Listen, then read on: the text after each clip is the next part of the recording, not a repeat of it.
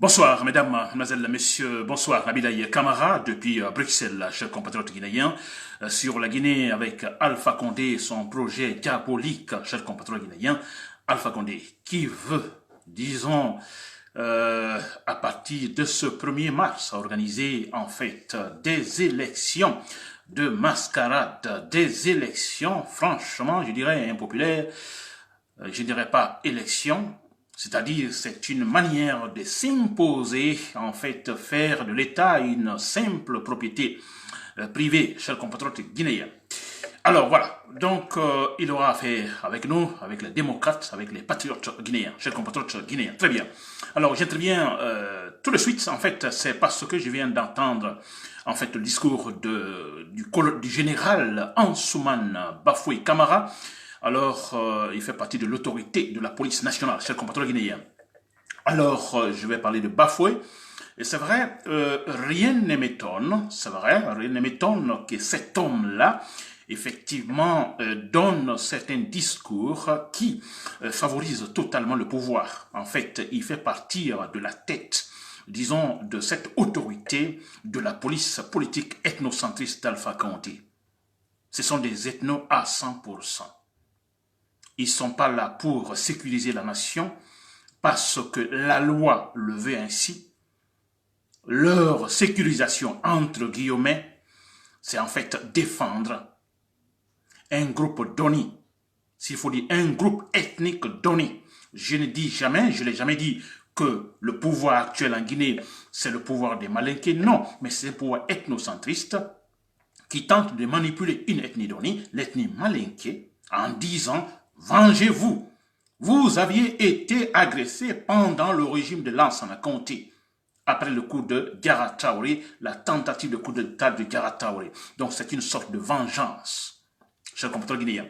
Bon voilà, que dit Bafoué dans son discours? Bafoué dit tout à l'heure que à partir du 1er mars, effectivement, en fait le 1er mars, à partir de 6 heures du matin, il n'y aura pas de circulation.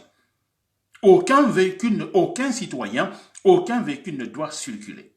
Que le véhicule qui sera pris, en fait, sera totalement, simplement, en fait, confisqué par la police, chers compatriotes guinéens.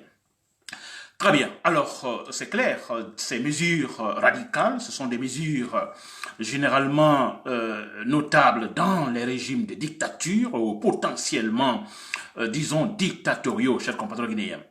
Très bien. Alors, ce que nous allons dire à Bafoué, ce que je vais dire à Bafoué personnellement, chers compatriotes guinéens, ce jour-là, effectivement, ils vont empêcher en fait des circulations ou la circulation des véhicules. Ok, parce que Bafoué a l'argumentation, en fait c'est un policier, mais comme je le dis, il fait partie de ces chefs de cette autorité de la police politique, en fait, ethnocentriste d'Alpha Condé.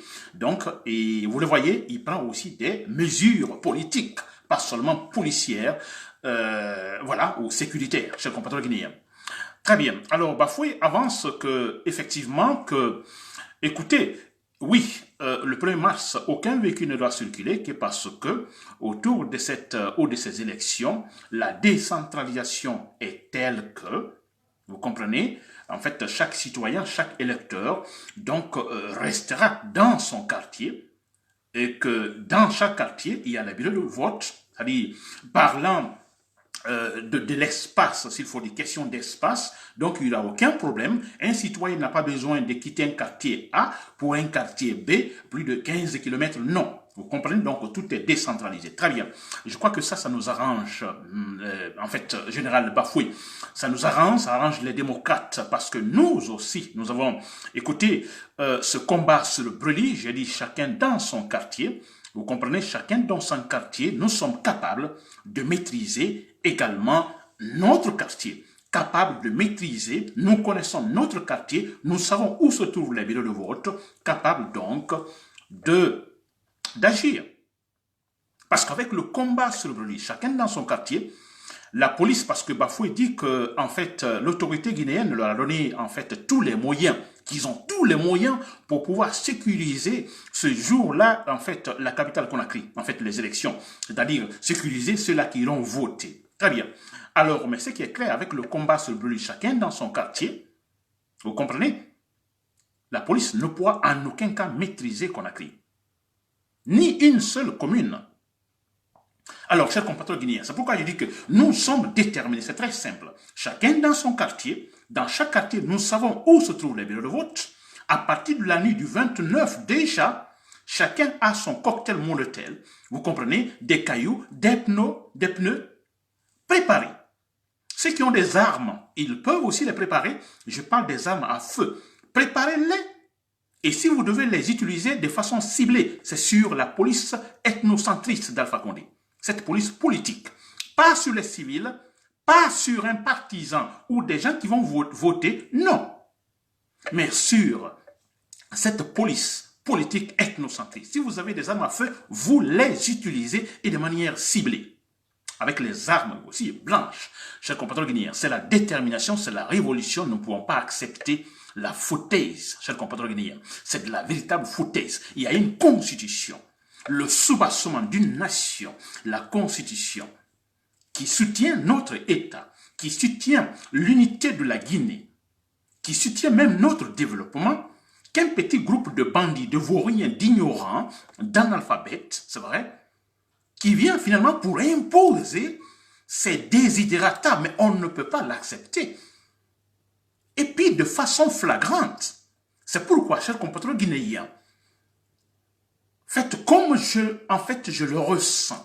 Chacun doit se battre ce jour-là. Je dis, vous n'avez pas besoin de faire un face-à-face avec cette police-là. Chacun dans son quartier, vous saccagez les bureaux de vote.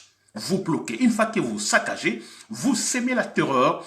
Ce monsieur ou cette femme ou ce citoyen du parti au pouvoir qui va voter, avec la terreur, il n'ira pas voter. C'est clair et net. Il faut imposer ce jour-là la terreur dans Conakry, partout en Guinée, chers compatriotes guinéens. Très bien.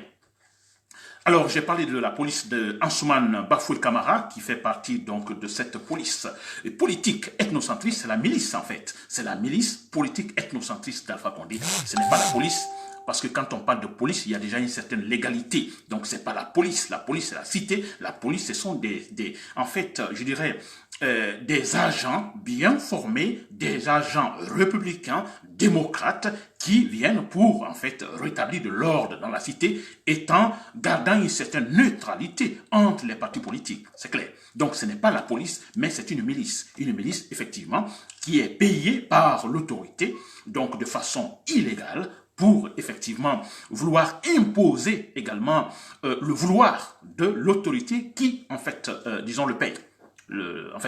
Cette milice et qui est payée par une autorité donnée pour finalement pagailler. Très bien, chers compatriotes guinéens. Alors, comme je l'ai dit, c'est très simple. En combattant ainsi, chacun dans son quartier, nous savons où se trouvent les bureaux de vote, et puis voilà, nous pagaillons. C'est ce que nous demandons. Soyons déterminés, n'acceptons pas que ces bandits-là imposent leurs désidérata sur nous, chers compatriotes guinéens. Nous ne pouvons pas l'accepter. Donc, il y a cette police, mais il y a aussi les forces spéciales. Vous avez tous vu pendant un certain défilé à Conakry, il y a les forces spéciales, ces agents qui sont, en fait, ce ne sont pas des agents, mais en fait, cette milice, finalement, qui porte des cagoules. Ils sont tous cagoulés. En fait, ce sont des forces spéciales. Si nous avons des informations, tous ces gens qui composent, en fait, ces forces spéciales, ils sont tous, en fait, des membres du RPG Arc-en-Ciel. Ils sont tous des membres du RPG. Et dans l'armée même, l'armée guinéenne, en fait, ne les connaît même pas. On ne les connaît pas. Ils ne sont pas connus même par l'armée guinéenne régulière. Je dis bien, ils font tous partie du RPG. Alors, ils ont été enrôlés, vous comprenez, bien formés. Actuellement, ils sont très bien payés.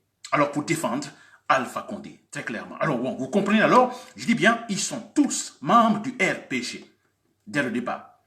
Vous comprenez alors leur volonté, la volonté, donc ils seront même capables, s'il faut dire, de s'aimer de la terreur, de tuer comme il le faut.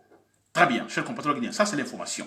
Et c'est pourquoi nous disons, nous sommes très nombreux, ça c'est notre avantage, nous sommes nombreux, en sortant très nombreux, en chacun dans son quartier.